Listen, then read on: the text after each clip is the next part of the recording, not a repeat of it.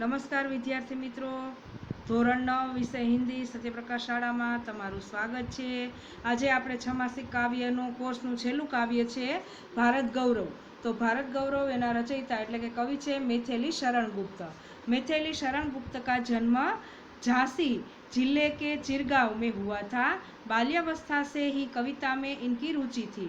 इनकी प्रारंभिक रचनाएं हिंदी की पत्रिका सरस्वती में प्रकाशित हुई। महावीर प्रसाद द्विवेदी के प्रोत्साहन ने इनके कवि व्यक्तित्व का परिष्कार दिया। राम भक्ति में सराबोर पारिवारिक संस्कारों ने इन्हें राम काव्य लिखने के लिए प्रोत्साहित किया और तत्कालीन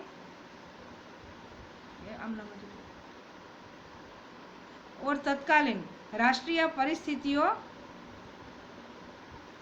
से प्रभावित होकर इनकी कविताओं में राष्ट्रीय चेतना और स्वदेश गौरव की गूंज सुनाई देने लगी।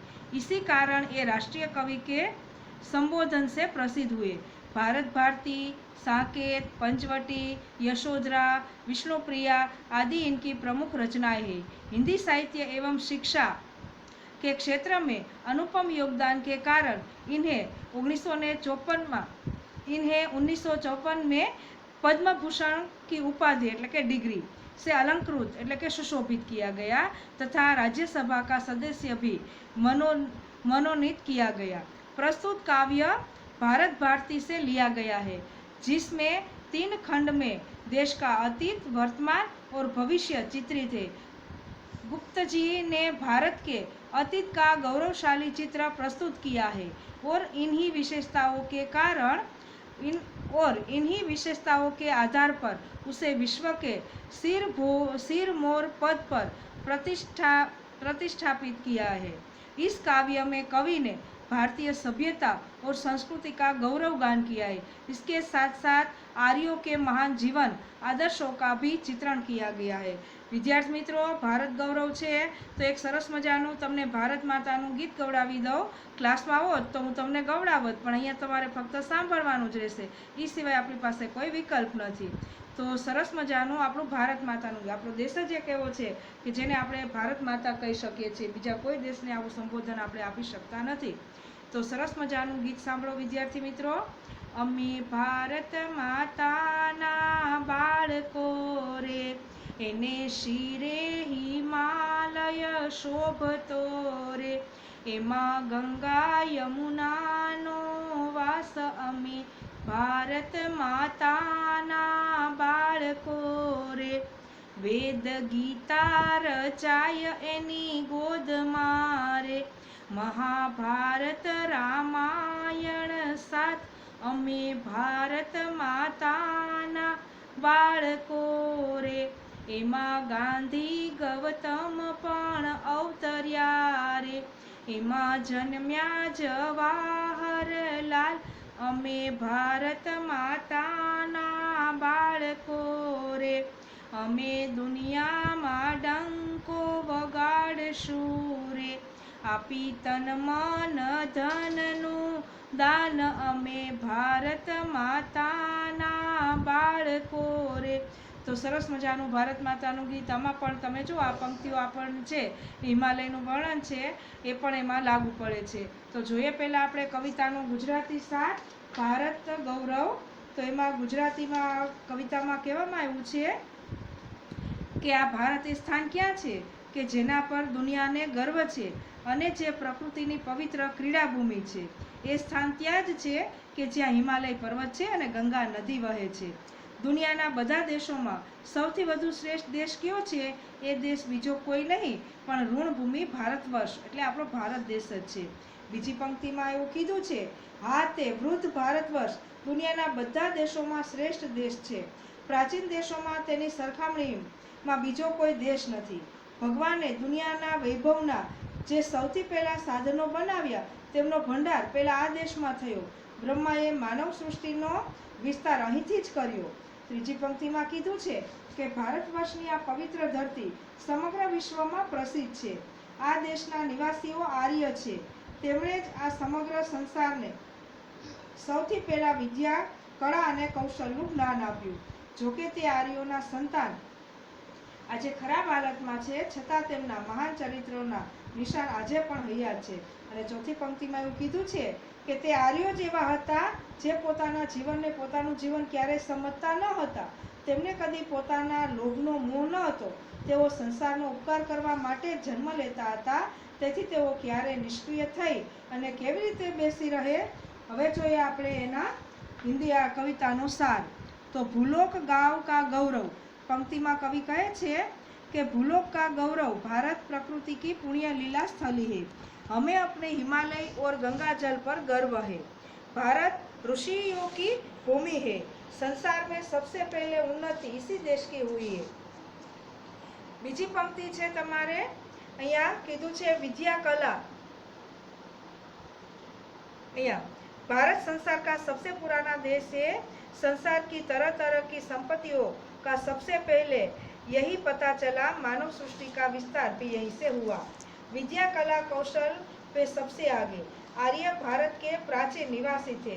उन्होंने ही संसार को विद्या और कला कौशल का ज्ञान दिया.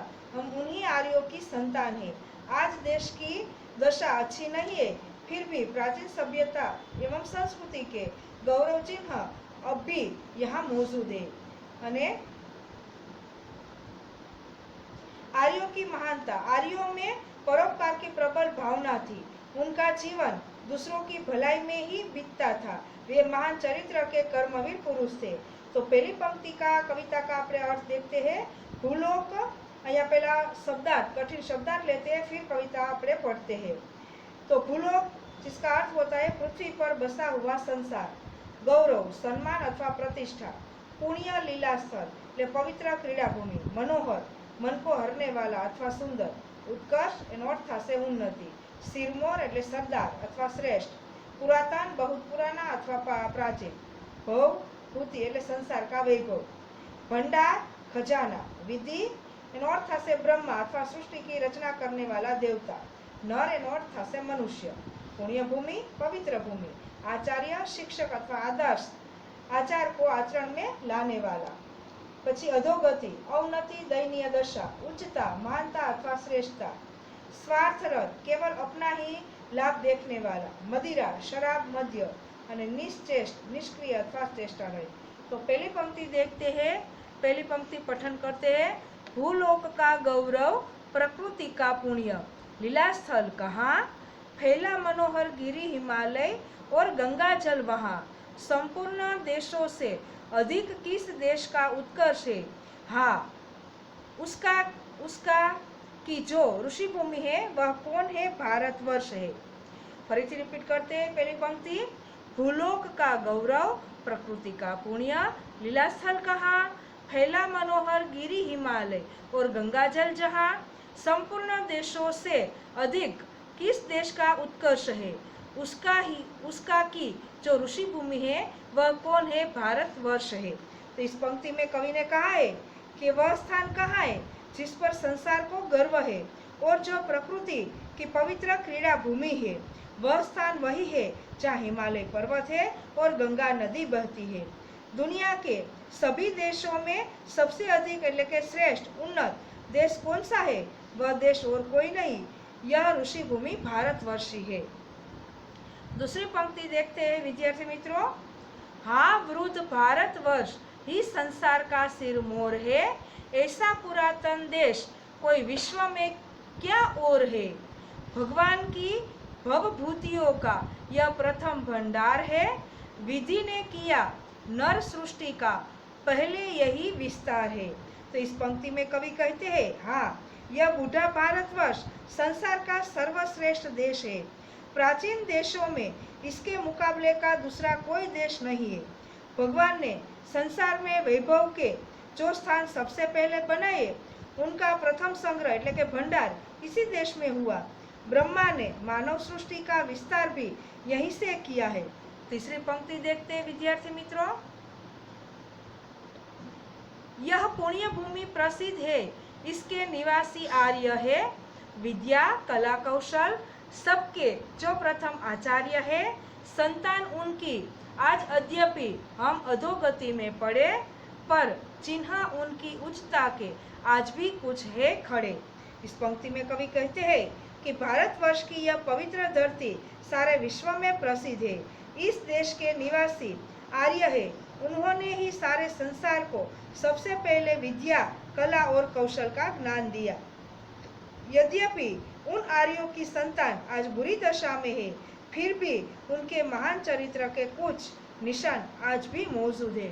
चौथी पंक्ति, वे आर्य ही थे जो कभी अपने लिए जीते न थे, वे स्वार्थरत हो मोह की मदिरा कभी पीते न थे। संसार के उपकार हित जब जन्म लेते थे सभी, निश्चेष्ट होकर किस तरह वे बैठ सकते थे कभी। तो इस पंक्ति में कवि कहते हैं कि वे आर्य ही थे जो अपने जीवन को कभी अपना नहीं समझते थे, उन्हें कभी अपने ही लाभ का मोह नहीं होता था। वे संसार का उपकार करने के लिए जन्म लेते थे, फिर वे निष्क्रिय होकर कैसे बैठ सकते हैं। तो અહીંયા આપણે કાવ્ય છે એની સમજૂતી જોઈ વિદ્યાર્થી મિત્રો। નેક્સ્ટ પીરિયડમાં આપણે જોશું કાવ્ય એટલે કે સ્વાધ્યાય આપણે કાવ્યનું।